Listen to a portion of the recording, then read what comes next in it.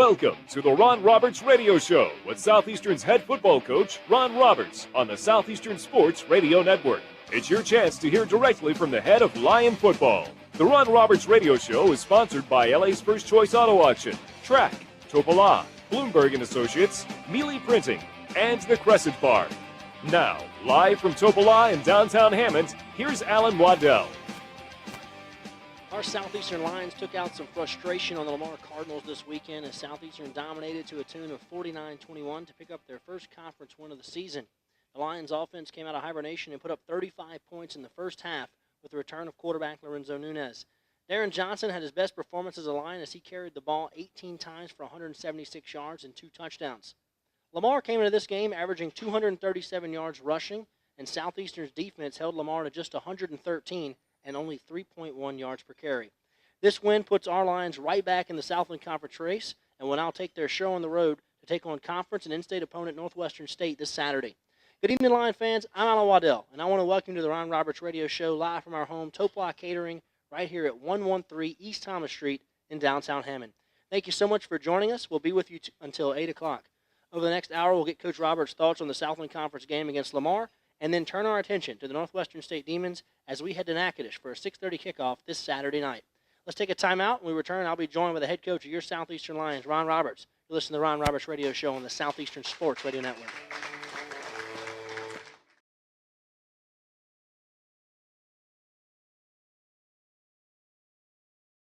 In Southeast Louisiana, one luxury automobile dealership stands apart from all the rest, Mercedes-Benz of New Orleans. It's more than just offering Mercedes-Benz vehicles, it's Star Service that prides itself on customer relationships. From valet service and Mercedes-Benz loaner cars, our customers enjoy award-winning Star Service. Come see what Star Service is all about. Visit Mercedes-Benz of New Orleans on Veterans in Metairie or at mbofno.com. What does it mean to be Southland strong? It's not just big wins. It's success in the classroom and being engaged with service. Family, passion, integrity, overcoming adversity, hard work and dedication, bettering people around you, striving for excellence, leadership and competition on our campuses and in our communities. We are Southland strong.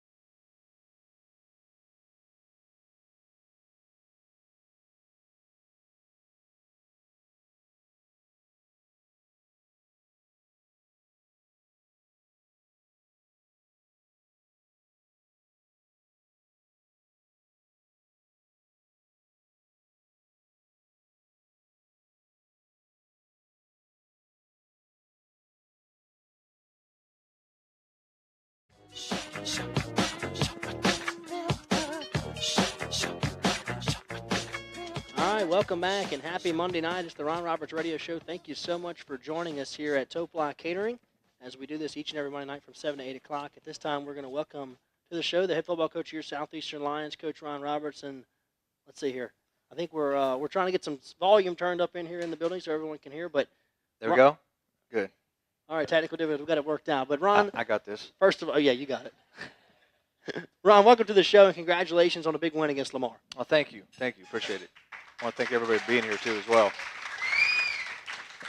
Certainly so. As Ron, we've talked about it. I know we spent a lot of time on it a week ago. I know that there was a lot of frustration in your football team. I had a chance to interview a couple of your guys on the radio after the game, and that was kind of the common word that was used. We've been frustrated, the way the season has started out.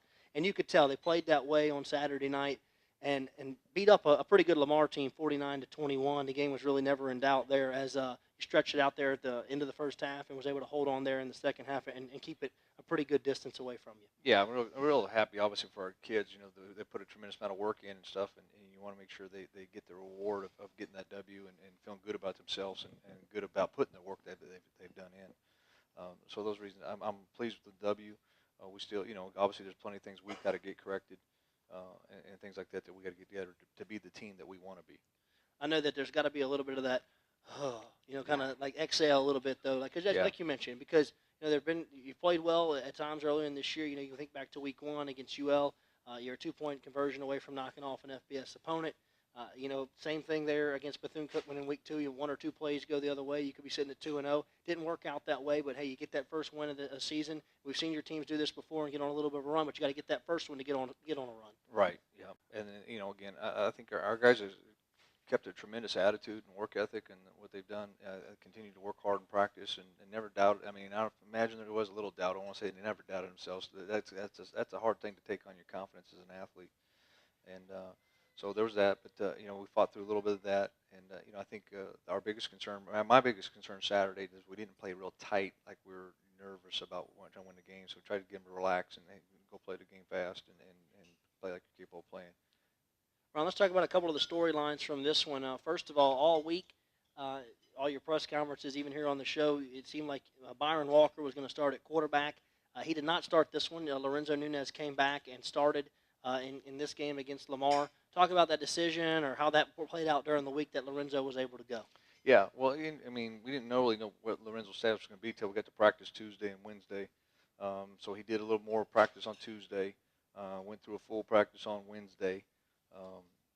And then came out of it, wasn't too, you weren't sure how he was going to respond to that. Was he going to swell back up? How was he going to have problems?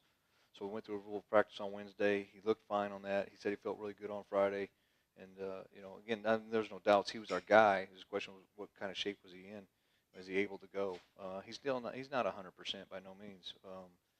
But it was great to get him back on the practice field. Just for his development as a player, but it was also great to have him that spark for our football team that we needed to go out there with a lot of confidence to play the game. Ron, this might be a silly question, but with Lorenzo, I mean, what kind of a player is he? And the fact is, if he doesn't practice during the week, do you not feel good about him starting in the game? I know there's some guys that I remember Brian his last year later in the season, you'd see a couple times where he wouldn't even practice during the week because he was injured, but could go out there and play in the game. Is Lorenzo that type of the guy, or not at this point? Yeah, I think he is. I mean, right now he's in that board, in that spot. It was kind of tough going after game 1. You're worried about was he going to be able to do it without those practices and be ready to go. I think he looked a little rushed. I don't think he played up to what he's capable of playing. I think he's a lot better than that. I think he misfired on a couple of passes and things like that. That's just because he almost missed week and a half of practice. So I think now, I think he's comfortable enough with the offense. He's got to get enough of those reps in, so he's comfortable enough so something does ever happen again that he's able to overcome it and be able to step in on Saturday and be ready to go. Well, certainly one thing you want to look at. And this one, you just call the stats and the facts like they are, that he's been our starting quarterback for essentially 6 quarters, 4 against UL Lafayette and 2 against Lamar Cardinals, and our offense has put up 83 points in those 6 quarters. So he just adds a little development. I don't know if they just play with a lot of confidence behind it, but we've put up a lot of points when he's been in there playing quarterback for your team. Yeah, I mean, that's the nature of college football now. It kind of all centers around your quarterback. It really does. I hate to say it's one person. It does take everybody.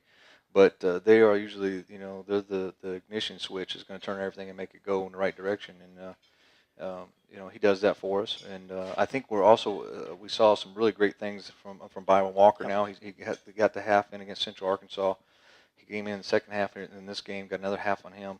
Showed a lot of positive things. We knew that he was going to make some mistakes. He's a freshman. He's going to make some of those mistakes. But the more he gets to do that, I mean, he's going to be a really quality player for us. So I feel real good about that. I was real excited to see him get that much time on Saturday. Well, that was my next question I was going to was the decision to bring him in. I know we saw him play a series in the first half, and then he came in there in the second half.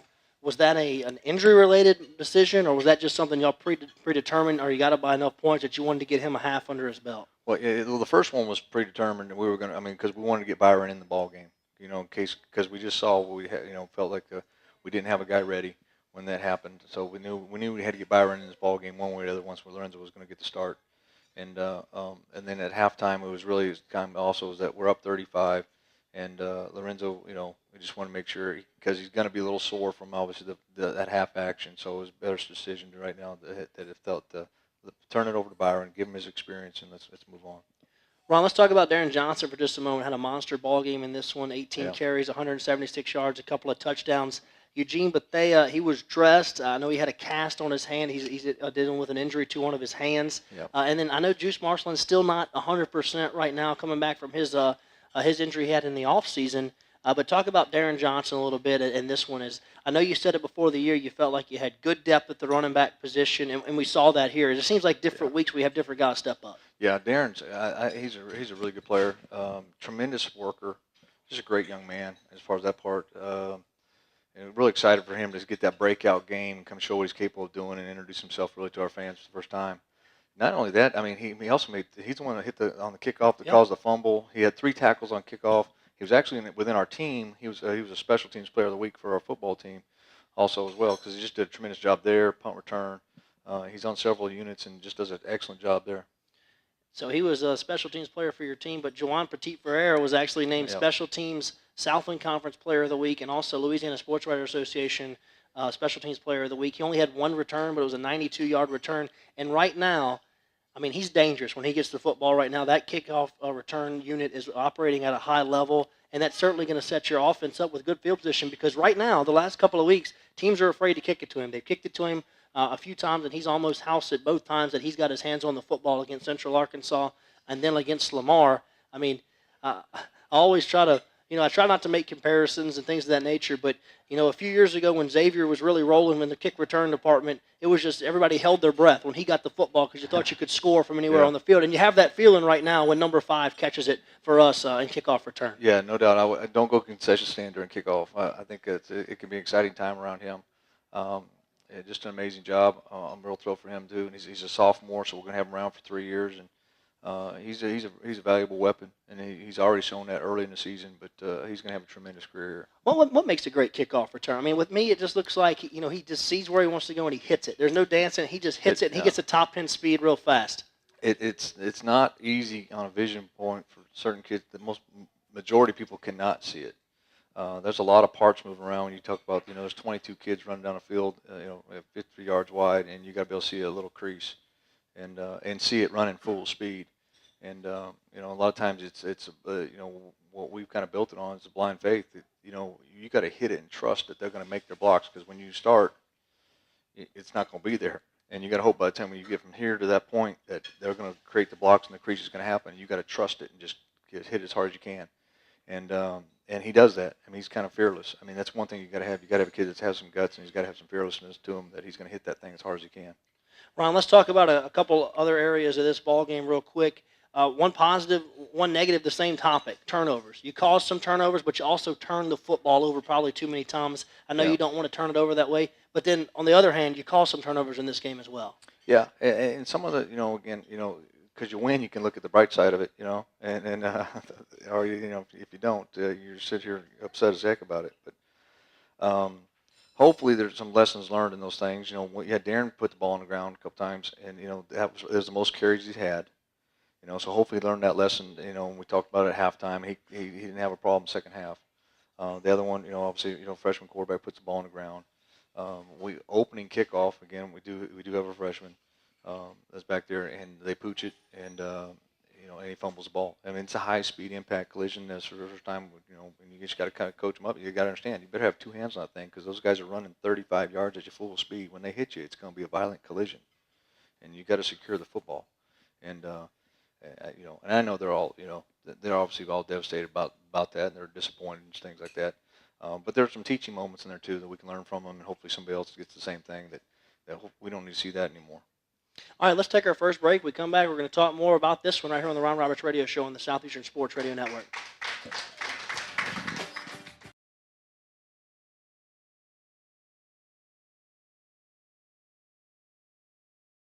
Renday's Quick Stop is a proud supporter of Southeastern Athletics. Located at 306 West University Avenue in Hammond, right across the street from campus. Renday's is conveniently open 24/7 and serves hot Greek and Lebanese food. They also have great snacks for those late night study sessions. They have friendly service and a wide assortment of wine and beer for all your needs. Stop by today and line up. Mealy Printing of Covington is a proud sponsor of Southeastern football. Mealy Printing is one of the largest commercial printing companies in the New Orleans, Baton Rouge metro areas. Currently celebrating 30 years of service to their customers and community, Mealy Printing offers both digital and offset printing. For more information on Mealy Printing, please visit mealyprinting.com or visit them at 619 North Tyler Street in Covington. Remember, our philosophy is the answer is yes. So what's the questions? All right, Lion fans, let's line up.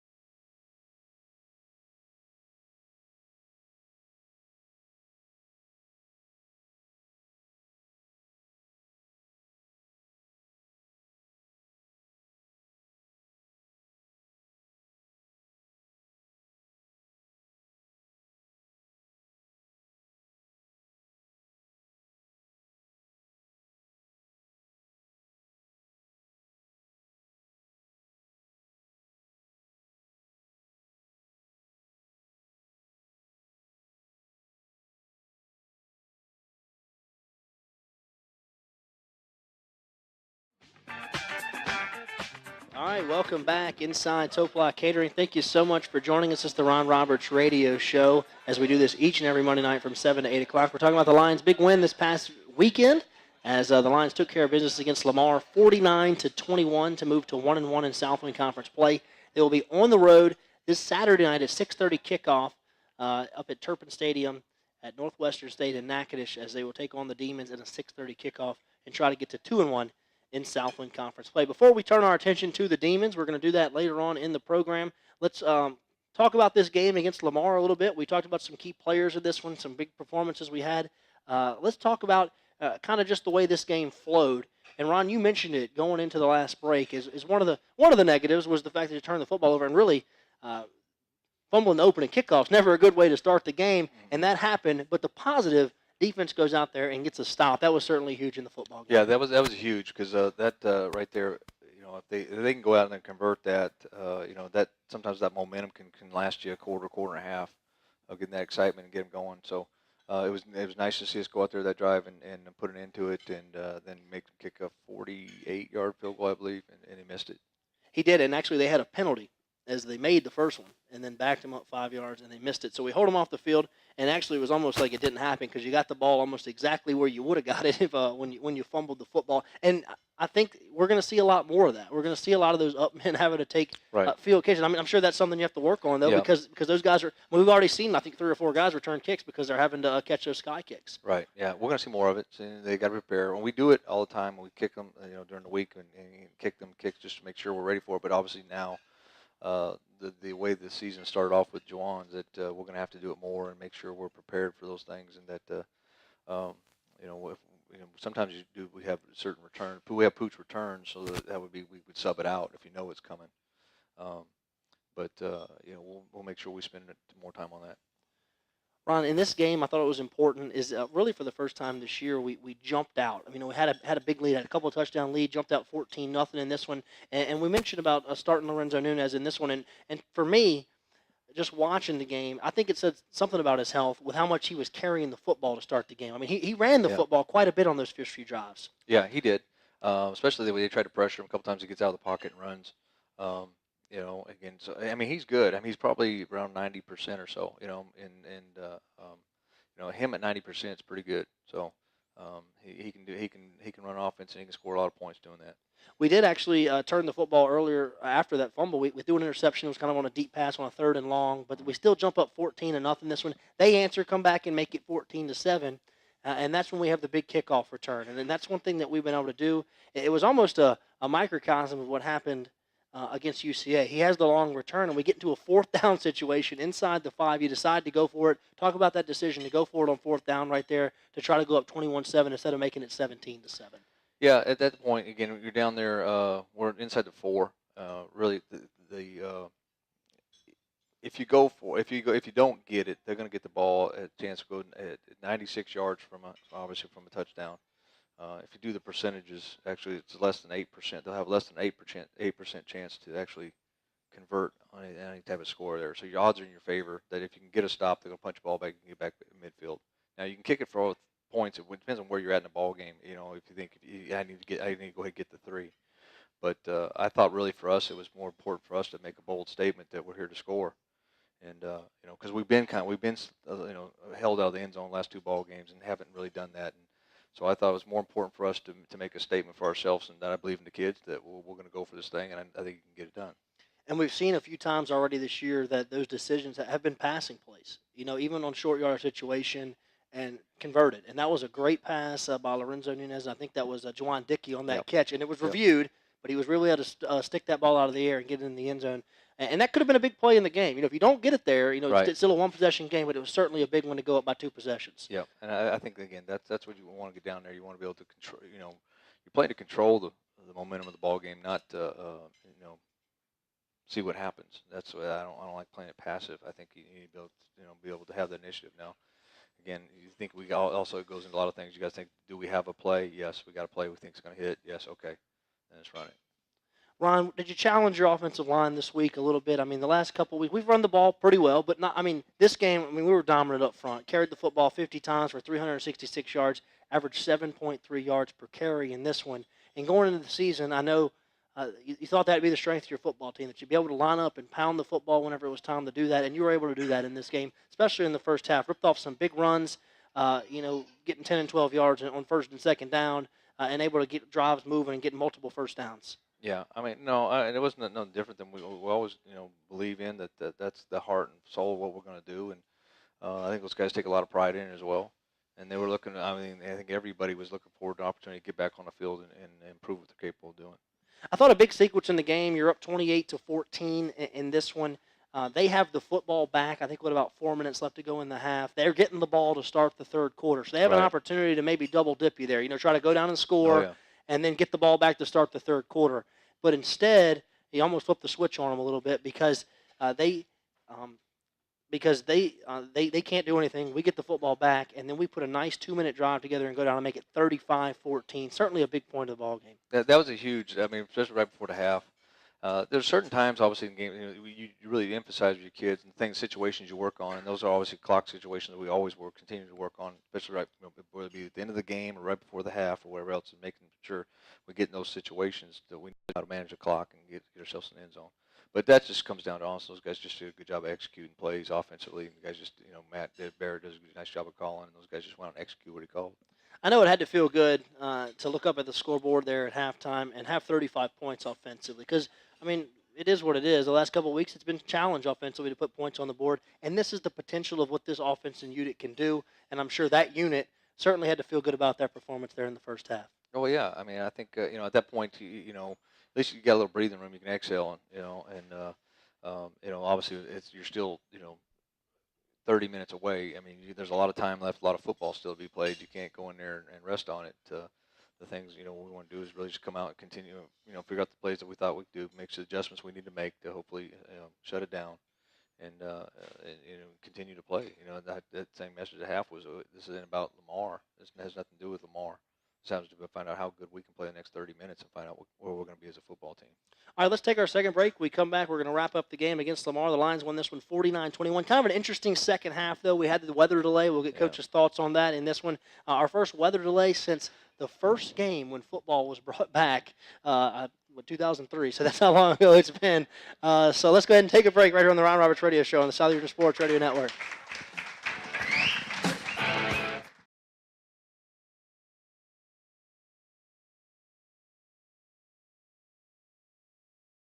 In Southeast Louisiana, one luxury automobile dealership stands apart from all the rest, Mercedes-Benz of New Orleans.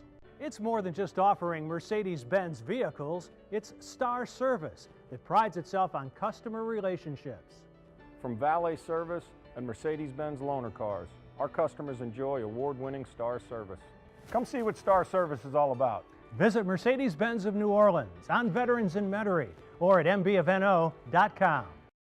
Mealy Printing of Covington is a proud sponsor of Southeastern football. Mealy Printing is one of the largest commercial printing companies in the New Orleans, Baton Rouge metro areas. Currently celebrating 30 years of service to their customers and community, Mealy Printing offers both digital and offset printing.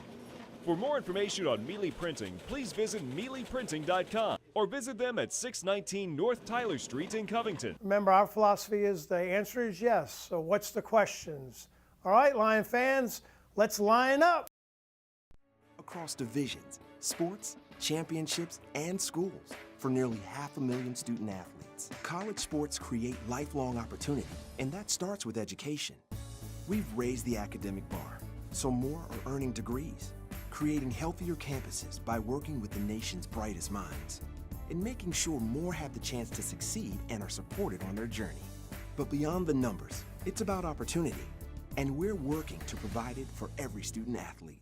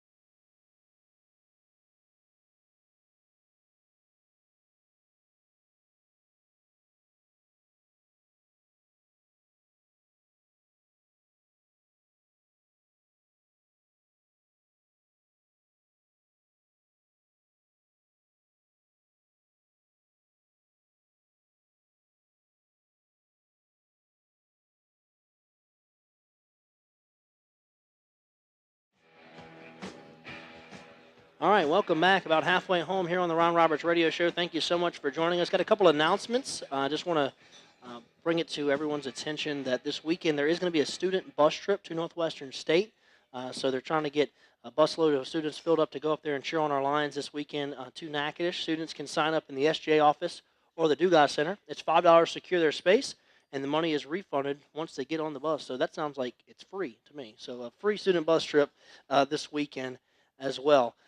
So that's certainly a big thing, is we'd like to have many fans as we can go up there to Northwestern State. Always a nice trip to go up there and take on the Demons. Before we get to the Demons, though, we're going to finish up this one as we were talking about the Lamar Cardinals. Lions won this game 49-21. We'll talk about the second half. Lions led it 35-14 at halftime. And I mentioned it, kind of a weird second half in this one, Ron, as we had the weather delay. I know at halftime that there was a lot of thoughts that they had some weather moving into the area. I know the game operations crew were all monitoring that with the officiating crew really closely. And I know that's something that probably you guys aren't aware of or what's going on at that point. But certainly a lot of people in our university has a lot of people to worry about and take care of at that point with the weather moving in. Yeah. No, I was aware of it. I don't remember who told me. I think the trainer told me. Brandon let me know.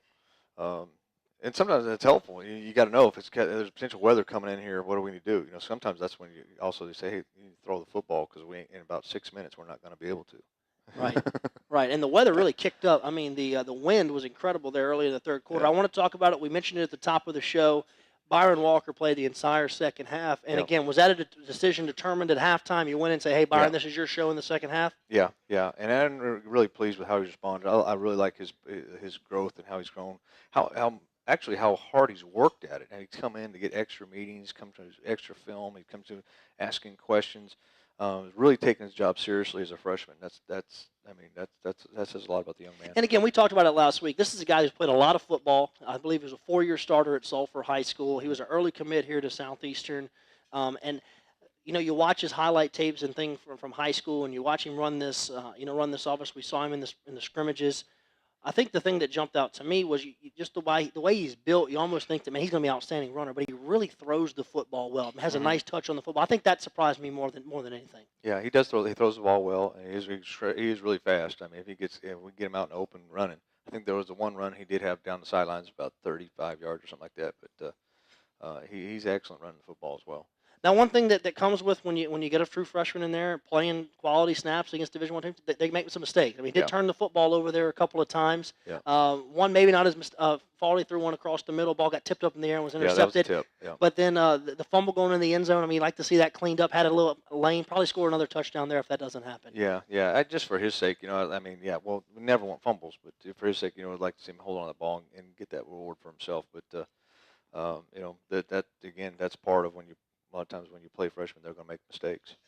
Ron, let's talk about let's talk about it in the second half. They had multiple opportunities, it seemed like, to score because they use the term garbage time and things of that nature where they're moving up and down the field, but they had a few opportunities. They got down inside the 10-yard line one time down to the right. If you're looking down from right before the third quarter ended, they had an opportunity to get right back in this thing. They had a chance to get it back to 2 scores with a whole quarter to play, and we had a big interception on 4th down to turn them away. Yeah. There was a couple of series of plays. There was a play right before that too on a crossing route in the back end zone, and one of the guys lays out and breaks the pass up, and is nice, not really nice play there to take it to 4th down, and then on 4th down, Jeff Williams makes a nice play. The kid's under a little bit of pressure, and Jeff steps in front of the guy on the end zone and makes a nice diving interception. I was reminded at the commercial break that actually our first 2 games when football came back actually had weather delays, but especially that first one, we haven't had one in quite some time. Yeah. I mean, how do you handle that situation? It's kind of weird. The stadium empties. I mean, it's really a weird situation there because at the end of the third quarter, they cleared the stadium. Yeah. It's kind of, you know what you got. I mean, oddly enough, not oddly enough, when we have, because we've had them, we've had 2 or 3 during fall camp and stuff, practice happens, we get lightning, we got to get off the field, and it's a 30-minute wait. And usually when we do that, I try to tell the team here at the same time that, look, this is going to happen somewhere. The odds are somewhere during the year we're going to get this, and so we're not just taking time off here. Prepare ourselves so when it happens, we know how to do it. So make sure, so when we go for 30 minutes, let's rest, let's get off our feet. And we come out, let's go, we got to be able to flip our switch and let's go have a great practice. The last thing you want to do is go out there and lollygag into the thing. And, I need warm-up time. No, there ain't no warm-up time. The ball's getting kicked off. Let's go. It's not time, you're not going to get time to warm up into this thing. And then luckily the times when we've had it, we've really had some really great practices. So, again, and the attitude in the locker room was the same way. I'm pretty excited to get back out, ready to go. And I thought really when we did that, our guys handled it really well. I want to give our fans some credit. Stuck around through the delay. They did. Right. Stuck around as obviously not as many, as before the delay, but certainly some stick around in there and waited it out because I think it was about a 40-minute delay once you added the whole thing up. I know it's 30 minutes from the last lightning strike, and I was standing right there trying to figure out how this thing works, and I believe it's 8 miles. When lightning's within 8 miles, they have to clear the stadium. I think it got to 7.8. It was kind of weird. It never rained. Because if you were watching that radar, you looked like it was going to get some nasty weather, and it certainly never rained. So we got lucky in that regard. But it was a little different, though, there in the fourth quarter. The stadium's a little emptier. It's just a little more quiet. But I thought your team responded well and closed the game out nicely. Yeah, I think so. I thought the guys came out and played that second half well. We did, luckily, also got an opportunity to get a lot of our guys in. It was much needed. Not just for their growth, really as football players to get on film and to get the opportunity to get coached up under the lights and in underneath the fire. Let's talk about Byron Walker's first touchdown pass. Had a nice touchdown pass there to Jocko Price right there at the end to make it 49-21. Kind of put the icing on the cake. A nice play call and nice execution. And one other play. there in the fourth. That might have been actually in the third quarter when we had the ball on the 1 yard line. You let him throw it out of the end zone from the 1 yard line. A nice play down the field. So really, you didn't shorten the playbook any for the freshman. You let him go full at it. Yeah, we really need to see at this point what's he capable of doing. Is he capable of executing the offense and doing everything? So we tried to really put him in, didn't really handicap him. We wanted to go ahead and put him in those situations and see how he did. Ron, let's talk about in this one, 49-21. Players of the game. I know you mentioned earlier Darren Johnson was actually your player of the game special teams wise. Who else did you guys name this week as I know on wins y'all name offense, defense, and special teams? Yeah, offensive player was Maya Tuhume. Okay. Yeah, offensive tackle did a fantastic job. Had a couple, some big time blocks and just did an amazing job. Played really well. Highest grader up front. Played really well there. And I'm drawing a blank right now on defense player. I put you on the spot. No, it was Maori Ellison. I'm sorry, Maori Ellison. He's really been playing at a high level. Yeah, he really has. Yeah, and had about 3 pass breakups. A cornerback.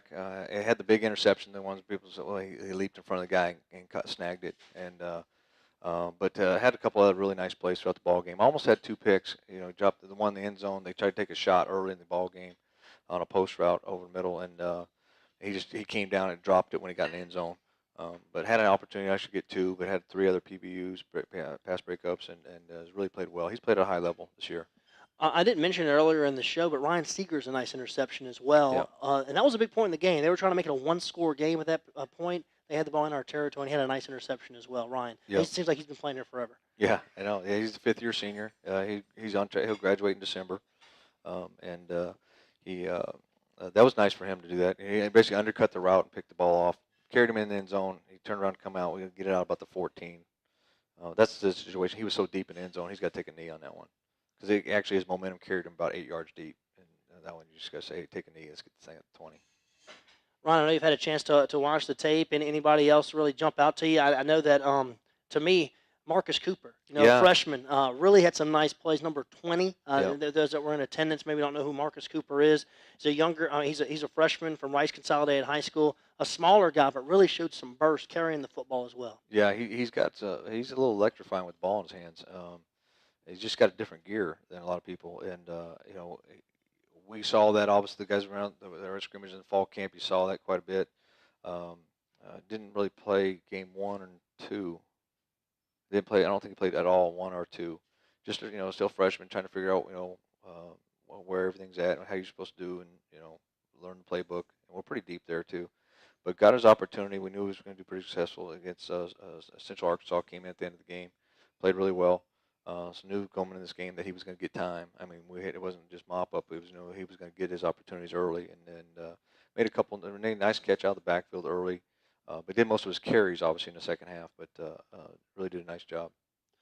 One thing that I wanted to ask you, and I was going to ask you this week, and you put in the game plan, obviously, was if we were going to see Juwan Petit-Frere carry the football or get more touches on offense. He's been so electrifying in the special teams game. We saw him get on a couple of speed sweeps in this one. I'm sure any chance you have to get him in space is certainly electrifying or a great opportunity. Yeah, and we're going to do more of that. And obviously, every week he needs to get more and more involved. And I really think, back after the season, he's going to be a guy that's going to be in the rotation, and he'll be rotating quite a bit. Certainly, that's nice. Anytime explosiveness, he certainly has shown that he can score from anywhere on the field. If you're just joining us on our program, we mentioned earlier, Juwan Petit-Frere was named Southland Conference Special Teams Player of the Week. That's our second award for the year. Max Lyons was named in Week 1 against UL Lafayette. And then he was also named Louisiana Sports Writers Association Special Teams Player of the Week. Pretty good when you really only get 1 touch in special teams, and you get the Player of the Week award. Yeah, that's nice. And like I said, I think he's 2 in the country right now. I think that's what Kimmer told me earlier today. He's number 2 in the country in kickoff returns, and I think he's got actually the most. I think that's on average per attempt, but he doesn't have as many kicks. But he's leading actually in yardage, I think, for the second time, leading the country in yardage for the second week in a row. Ron, talk about defensively in this one. I mentioned it in the open. This was a team that averaged a bunch of yards coming in. I think 272 yards on the ground. They held them to 113. No, I think it was 237. 237 on the ground they were averaging coming in the game. They were an option team, wanted to run the football. You held them to 113 yards rushing, 3.1 yards per rush. Just talk about your defense, how you felt they did. Now, I know because of the lead, they almost had to abandon the run a little bit, and they really got pass happy, but did a good job of keeping their quarterback in the pocket. He's another, dual threat guy and could run around a little bit. We've seen a lot of those already to start this season. Yeah. Um, I thought we defended the run pretty good. There's some things obviously we can do better. The pass game, I was disappointed again. I thought we missed a couple sack opportunities. We had him wrapped up. Yeah, he is kind of slippery, and he did a good job staying up. But we thought we missed a couple sack opportunities there. And then pass defense wise wasn't obviously up to standards. We had a couple busts. One sort of a big play, about 40 yards, touchdown, and then we just. That's one thing you don't want. You don't want mental busts. You don't want assignment problems. If I put you in coverage and you're covering a guy and he jumps up and because he's bigger, taller, stronger, whatever, faster, whatever else, and he beats you, I can live with that. I'm fine with that. I'm not going to be happy about it, but I'm fine with it. That's not the kid's fault, But when you don't do your assignment or do what you're supposed to do when we're busting coverage, and that's why it's happening, and that's a problem. And we got to continue to work on those things and make sure we're eliminating them. You held them to under 50% passing. In this one, you did sack them 3 times. You did intercept them 3 times. So there was some good things in there as well. Yeah, no doubt. There was. And we saw guys make plays on the ball. Just, a couple of times we just got to get better probably at, there was some deep balls that were guys in position and just didn't make the play. We got to do that. And then there's, like I said, there was some bust on, there was a 4th and 8 that we had, we just turned a guy loose and he ran down the middle of the field. That won the touchdown, and it's like, and we did that on 4th and 8. We did it on 3rd and long call. We did 2 of them that stand out the top of my head that we just turned a guy loose. Bad communication. That's one thing when they got it, and most of the things occurring because they're not communicating on the field with each other, and that's just we just got to learn how to do that and make sure we are not taking things for granted. We got to make sure we're communicating so we're all on the same page. All right, let's go ahead and take a break. When we come back, we're going to give you an update on the Southland Conference standings, and then we will turn our attention to the Northwestern State Demons, the Lions' opponent for this weekend, as the Lions will be in Natchitoches for a 6:30 kickoff against the Demons on Saturday night. Let's take a break right here on the Ron Roberts Radio Show on the Southeastern Sports Radio Network.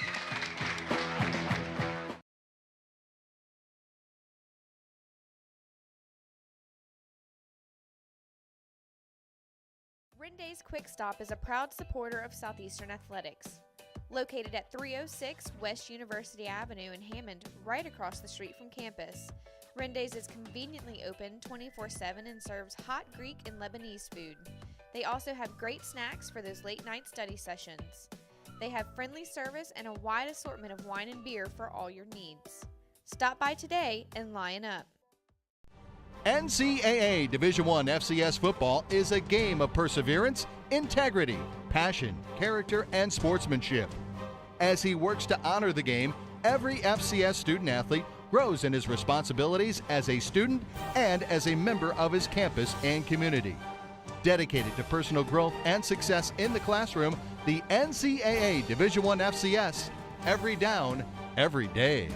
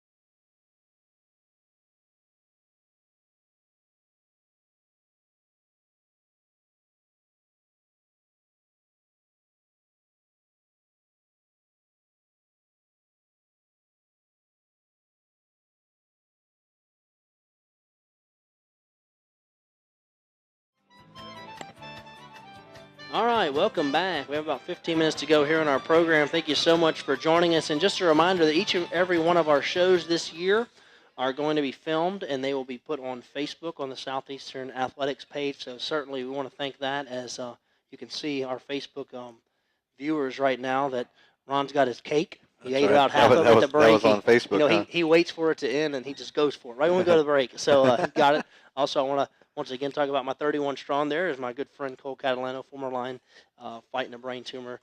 So once again, we want to thank everyone who's joining us here on Facebook and as well here in the restaurant at Topla Catering. Ron, let's take a look at the Southland Conference standings before we go into the Northwestern State Demons. Right now, if you look at this thing, Stephen F. Austin's 2-0, Sam Houston State 1-0, Central Arc 1-0, Northwestern, our opponent for this week, is 1-0.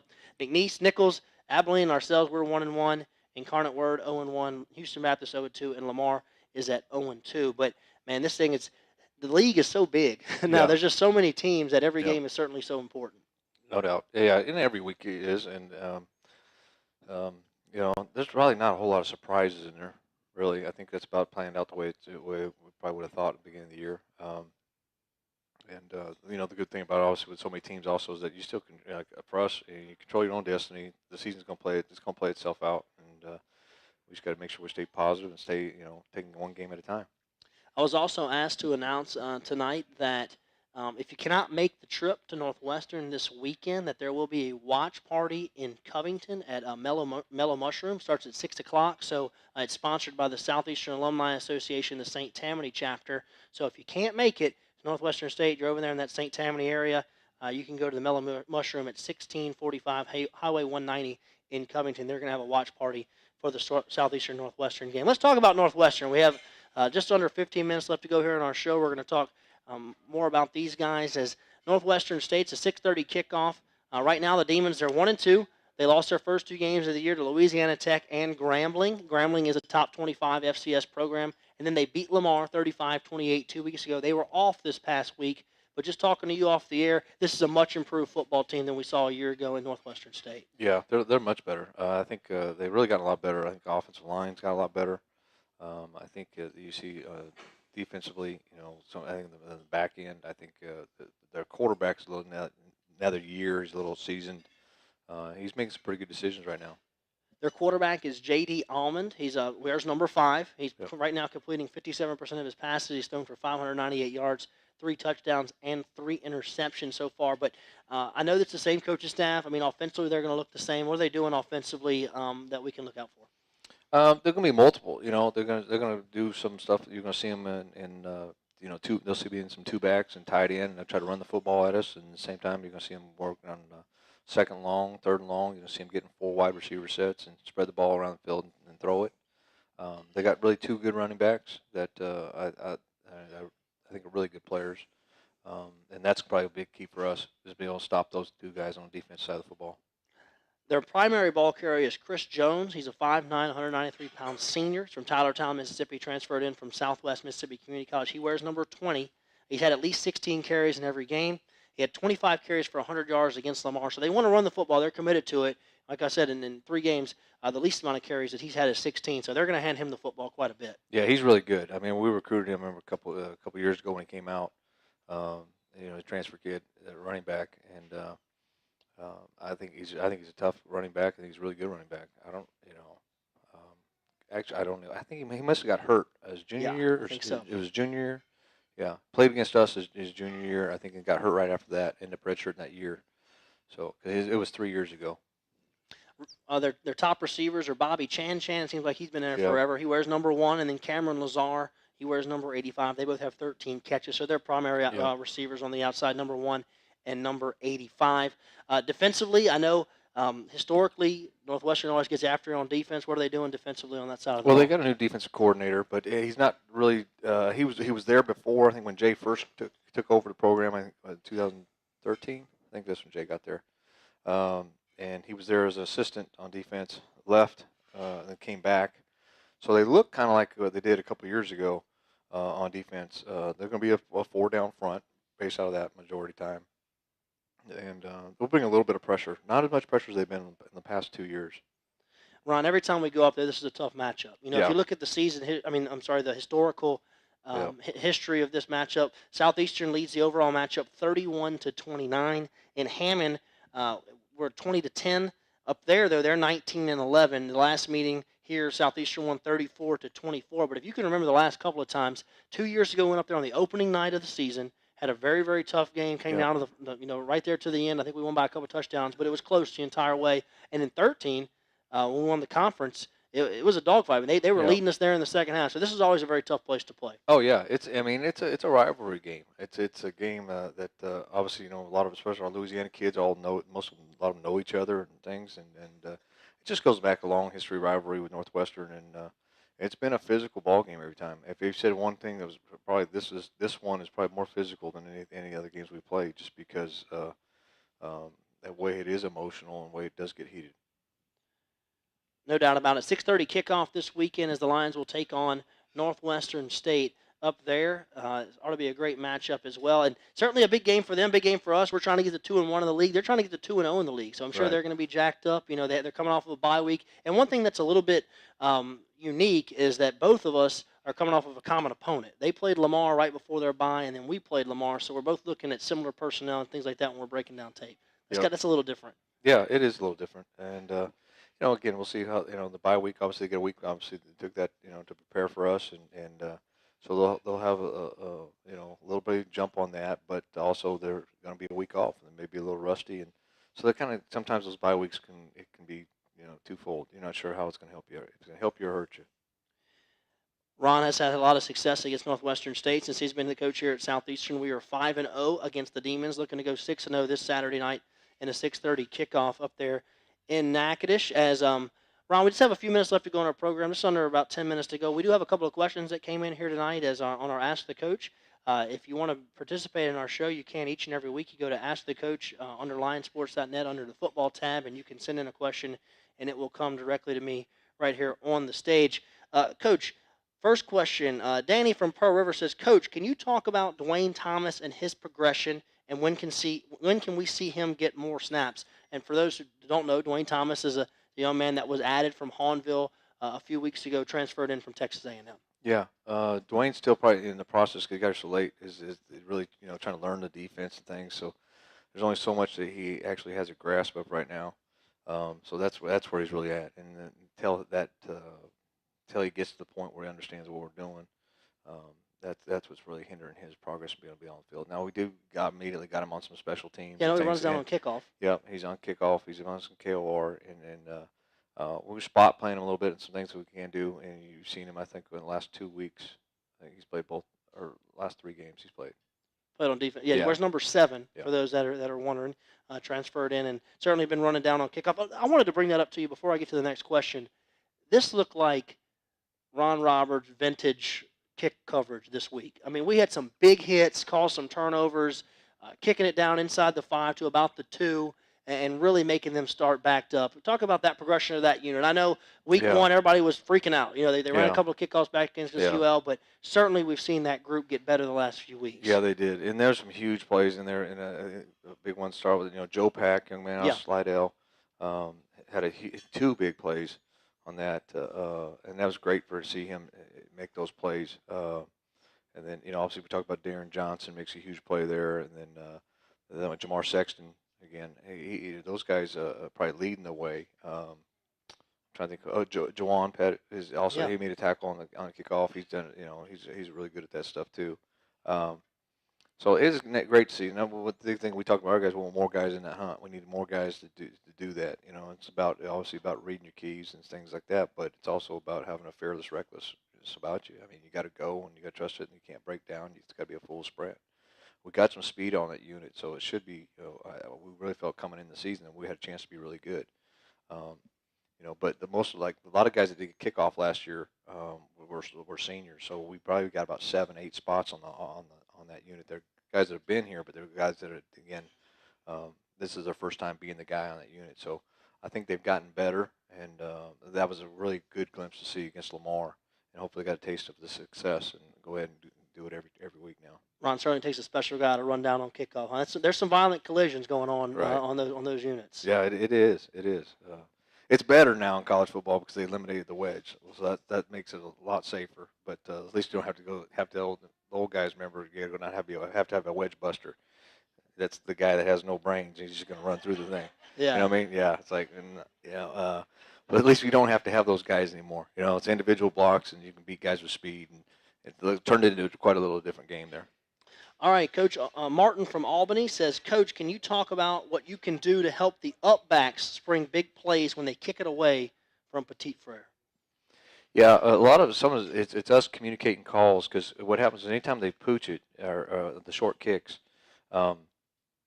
it kind of distorts any kind of kickoff return you got called, right? Because every time we do kickoff return, you have there's guys that are signed, and you're signed, who's got a block and who's got a double, who's got a kick out, and you got all your block.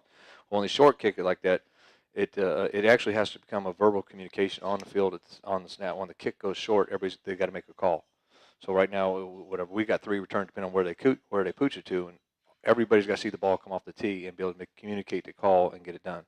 And that takes a little timing. We didn't get it blocked up right, it just like I said, it happens between the balls being kicked and everybody's got to echo it, communicate it with everybody in the stands and everything. You got to hear it, and as we get better at that, I think you'll start seeing us at least get some better returns out of that as well. I mean, I have a feeling we're going to see that a bit. We're going to see that quite a bit. Yeah, I agree. All right, Coach, finally, Daryl from Hammond says, Coach, how much did the win do for your team's confidence more than anything after the adversity early? Well, I think it helps. Obviously, it helps with confidence. Helps with frustration more than anything. There's a point, obviously, when you're not, if you're not having success, especially when you're 19 years old, 20 years old, you're not having success. There's got to become a question of, well, why am I working my tail off? Right. Where's my paycheck? And that's just a natural human reaction. And so, if anything, they finally got their paycheck, and hopefully that continues working hard, and we'll keep working towards our ultimate goals. Well, Ron, we have just a couple of minutes left to go here in our program. You're coming off a big win, 49-21 against the Lamar Cardinals. And then you're turning your attention this weekend to the Northwestern State Demons 6:30 kickoff up in Natchitoches. Kind of give us your final thoughts of the night as we go move on from Lamar, get a big win, first one of the year, get to 1-1 in the conference, and now try to get on a little bit of a roll as you head up there and a tough place to play against a good football team in Northwestern State. It was a good win. I don't know if there's anything as a bad win. It wasn't clean as we'd like. It wasn't perfect by no means. But I'm happy with our guys, and I'm pleased for our football team to be able to get that W and to put that behind them. I think the toughest thing obviously is if you're not winning, it's all the comments they get. And that's why I was telling our coaching staff last week. Hey, we don't just prepare our football teams. We got to prepare them for all the things they're going to hear when they walk this campus, when they get on social media, when they talk to people at home, and all those other things. And that's what that's what we're fighting right now. So I think our coaches did a good job of that. I think our players did a good job of understanding that and staying on task. And then so I think that win, it solves a lot of issues. It obviously takes care of a lot of problems. There's not a whole lot of problems winning doesn't solve, to be honest. But I'm looking forward to now. What I said to the team after now. Hey, we got that one behind us. Now let's go work on how good we can be as a football team. All right, just a couple of reminders quickly. The watch party at Mellow Mushroom. If you can't make it in Covington, you can make it over there. If you can't make it to Northwestern State this weekend, also the student bus trip. You can sign up at the Dugas Center or the SJA office, as they still have spots available, trying to get a big crowd to go up there to Northwestern State as the Lions take on the Demons. Television this weekend. The game is televised on Cox Sports Television, also on ESPN3. And as always, you can listen right here on the network on KSLU 90.9, Cajun 107.1 FM, the Highway 104.7 FM, and also WFPR 1400 AM. We want to thank everyone who came out here tonight. We appreciate you spending your Monday night with us to talk Lion football as the Lions knocked off the Lamar Cardinals 49-21. I want to thank Dr. Crane, president of the university, being here as well. As certainly it was a nice night to be a Lion, and we look to get to 2-1 in Southland Conference play. I want to thank Topla Catering for being our host each and every week, and always the guys that work behind the scenes getting us on the air, and also to all of our viewers that are watching on Facebook right here. For Coach Ron Roberts, I'm Alan Waddell. We'll see you in Natchitoches this weekend for a 6:30 kickoff. This has been the Ron Roberts Radio Show on the Southeastern Sports Radio Network. Line up, everybody.